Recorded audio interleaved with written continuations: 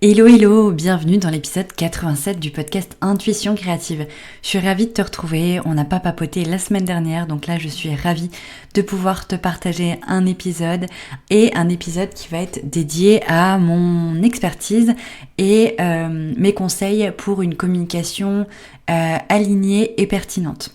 Comme tu peux le savoir, je suis directrice artistique spécialisée dans l'entrepreneuriat du bien-être et de tout ce qui va être métier relié à la nature et au bien-être dans la globalité de l'humain. J'ai envie de te parler d'un aspect de la direction artistique d'une entreprise qui est, je pense, l'un des plus importants, qui est le pouvoir des couleurs dans la communication d'une entreprise. Ici, tu le sais, dans ce podcast, maintenant, tu auras autant des conseils vraiment très liés à la communication visuelle de l'entreprise, mais aussi au développement professionnel.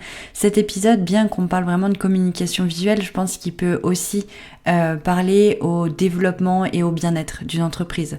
Tout simplement parce que la psychologie de la couleur et tout ce qui est relié à l'émotionnel à travers une couleur va apporter aussi beaucoup de bien-être et beaucoup de satisfaction quand on communique, quand on apprend à communiquer. Donc voilà, je te laisse avec l'introduction et on se retrouve avec tous les détails juste après. Bienvenue dans mon podcast Intuition Créative, le podcast qui booste ton état d'esprit d'entrepreneur intuitif. À travers mon expérience personnelle et mes expertises en communication visuelle, je vais te transmettre mes conseils pour être ambitieux et intuitif, mettre en valeur tes expertises et accroître ta créativité en trouvant de l'inspiration. Tu auras donc toutes les clés en main pour diriger ton entreprise dans la bonne direction. Je suis Anne-Laure, une entrepreneure ambitieuse, créative et intuitive. L'intuition, l'écoute de soi et la créativité font partie de mon quotidien. J'ai donc créé en 2016 Studio Eucalyptus, mon studio de graphisme dans lequel j'accompagne les entrepreneurs dans leur communication en créant leur identité de marque, leur site web et leur direction artistique. On se retrouve ici chaque lundi à 7h pour un nouvel épisode, en tête-à-tête ou avec un invité. D'ailleurs, n'hésite pas à t'abonner dès maintenant à Intuition Créative pour être sûr de ne rien louper. Allez, c'est parti. Comme je te le disais en introduction, aujourd'hui, on va parler de psychologie des couleurs dans la communication visuelle des entreprises du bien-être ou des entreprises reliées tout simplement à la nature et qui ont vraiment le cœur à mettre du détail dans les émotions qui vont être transmises à travers la communication, mais aussi le respect des valeurs et l'affirmation de ces valeurs pour vraiment être alignés. Les couleurs, on va les percevoir forcément dans l'identité visuelle qui est retransmise dans un site internet, les réseaux sociaux, une identité visuelle, mais également dans toute l'image de marque. L'image de marque, ça va être vraiment tout ce qui est associé à l'entreprise. Donc ça peut être par exemple pour le chef d'entreprise une certaine tenue vestimentaire qui va coller en fait complètement à l'identité visuelle et à l'image de l'entreprise.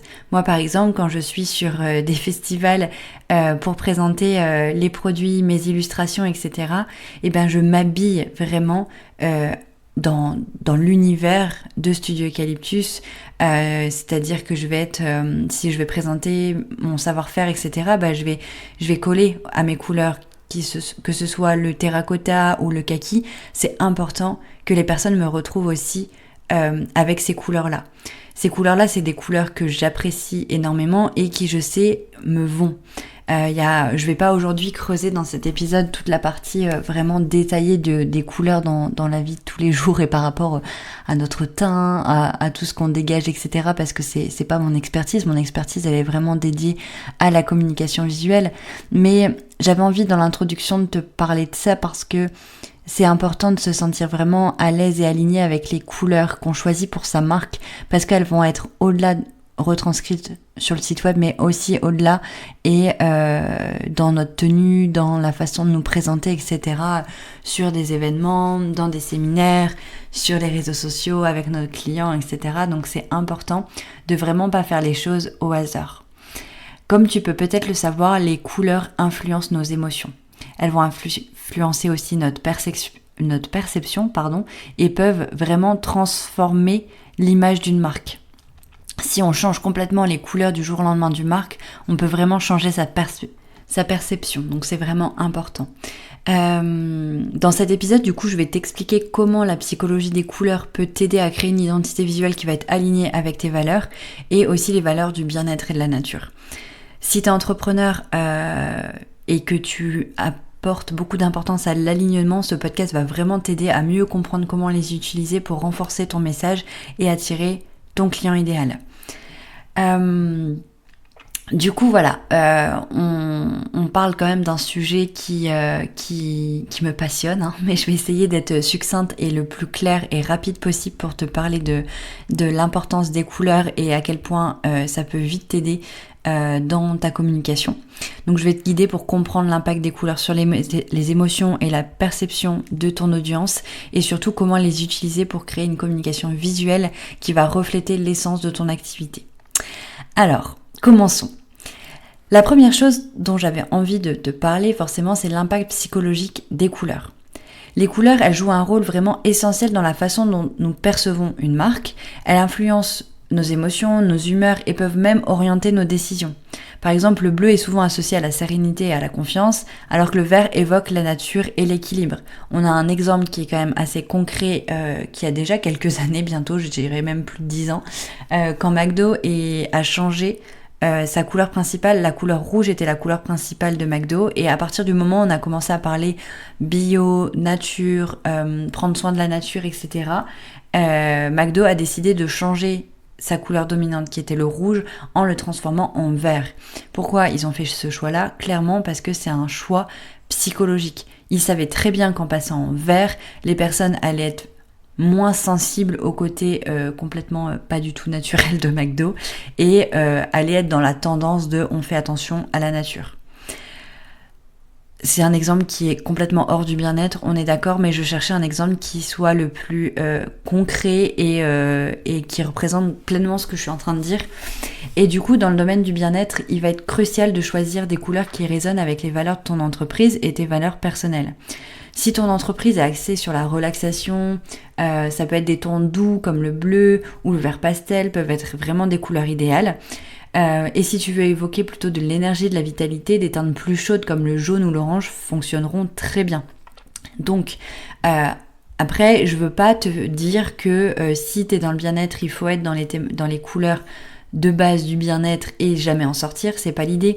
L'idée, c'est d'allier justement les couleurs qui sont psychologiquement reliées à des thématiques et ensuite amener les autres valeurs dans ce choix de couleurs.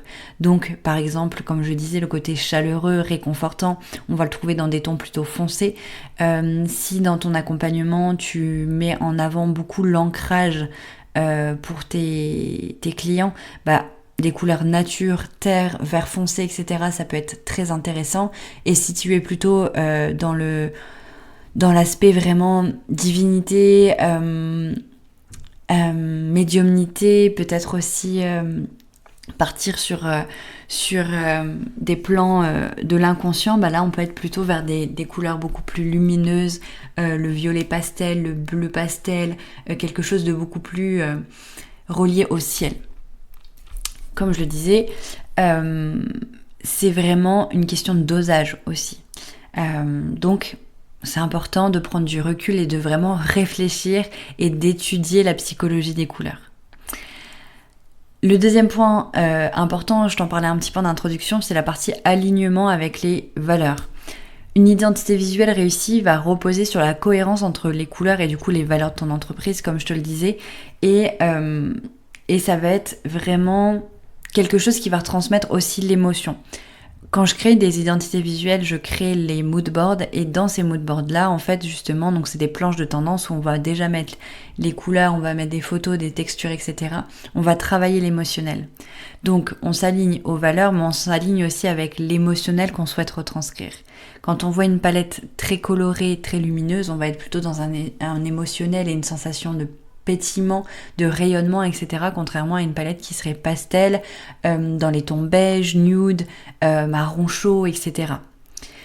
Prenons par exemple l'exemple d'un centre de yoga qui met l'accent sur l'harmonie et la nature. Des tons verts et terreux seraient parfaitement adéquates parce que ça va refléter les valeurs et on va avoir les couleurs plutôt terre pour l'ancrage et les tons verts pour le côté naturel, parce que peut-être que c'est sa volonté de vraiment plonger les personnes dans une immersion naturelle.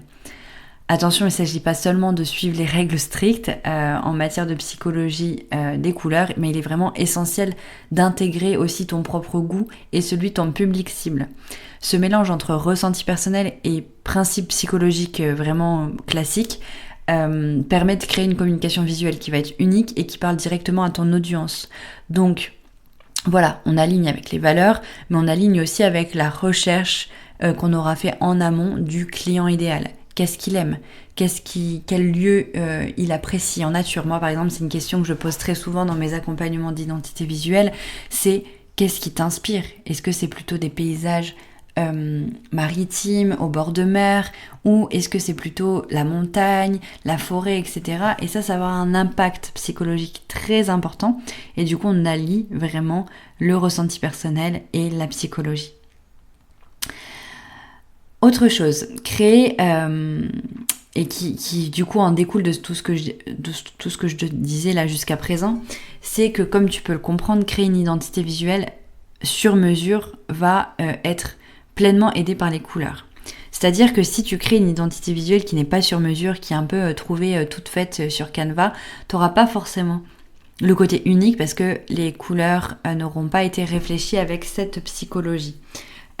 Donc c'est important que tu fasses appel à une graphiste ou pas et que tu le fasses seul dans ton coin, de ne pas forcément suivre les tendances et prendre des choses toutes faites parce que ça va pas forcément être aligné avec tes valeurs et avec ton client cible.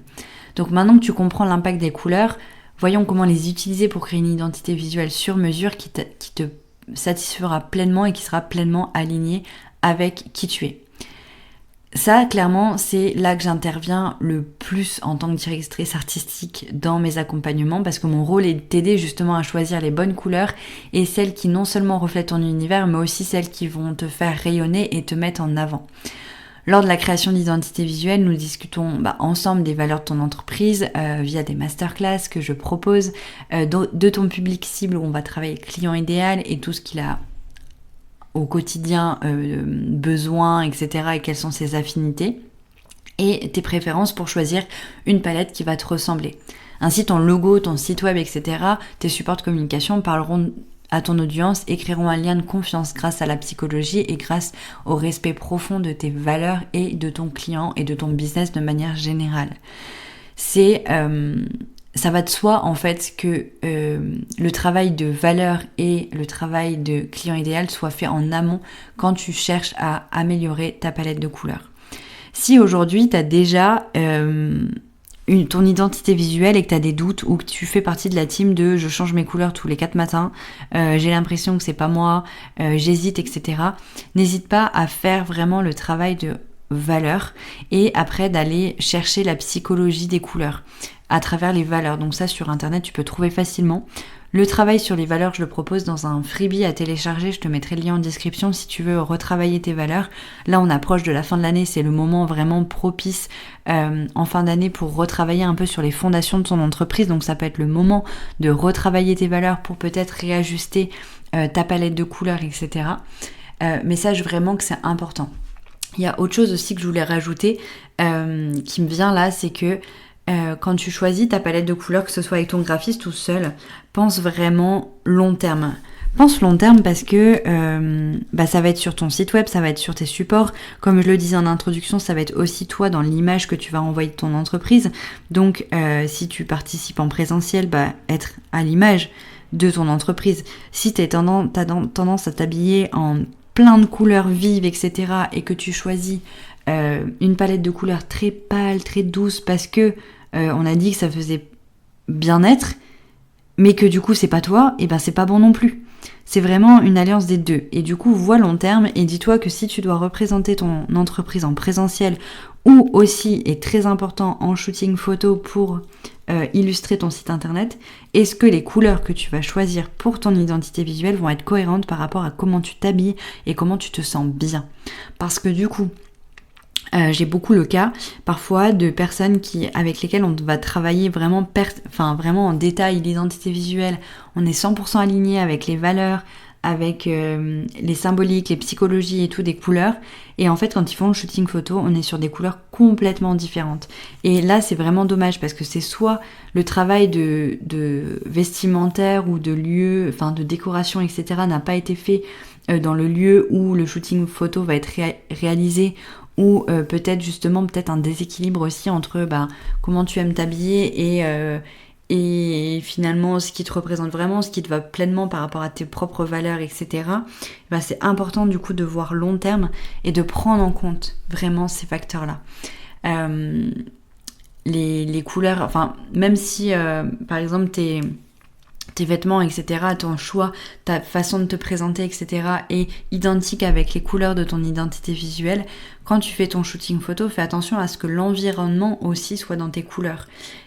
Typiquement là vraiment j'ai un client récemment qui était dans des tons très doux pour son site internet, très marron, beige, blanc et tout, et en fait sur ces photos, toutes les photos ont été réalisées dans une pelouse verte et très très très très verte, et du coup en fait quand on a ajouté les photos au site, on avait une dimension qui était complètement différente, qui n'était pas complètement incohérente, mais qui était du coup un peu plus difficile à incorporer dans le site web parce que ça faisait pas partie de l'image de marque.